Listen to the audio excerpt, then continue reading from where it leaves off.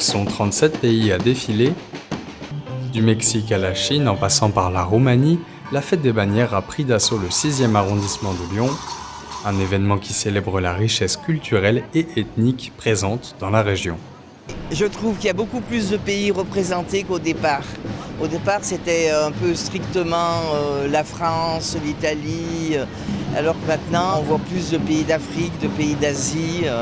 Et je trouve que c'est bien parce qu'il y a une forte communauté quand même africaine et asiatique sur Lyon. Au bout de la rue, le village des associations où chaque pays est représenté, Lyon, ville d'origine romaine, a été le carrefour de nombreuses civilisations.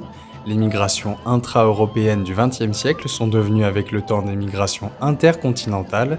Depuis, les populations étrangères cherchent à retrouver des liens avec leurs origines, tout en aidant les immigrés à s'intégrer. La métropole compte près de 200 000 immigrés sur 1,4 million d'habitants. Le but associatif qu'on a, au départ, c'était de créer aussi des endroits pour parler espagnol. Et cet échange, ça fait des cultures, la richesse des cultures. Et aujourd'hui, on avait beaucoup de latinos, beaucoup de français, beaucoup d'étrangers aussi. Il faut savoir qu'il y a à peu près, au Laos, 8 millions d'habitants. Mais à l'étranger, vous avez à peu près 1 million d'habitants. En France, vous avez à peu près 300 000 Laotiens. Concrètement, c'est 60% à Paris, la région parisienne. Allez, 20% région lyonnaise et le reste réparti à travers la France. Au son des musiques traditionnelles,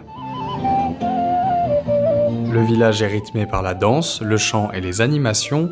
Aujourd'hui, 13% de la population lyonnaise est issue de l'immigration, un chiffre qui a doublé depuis 1900.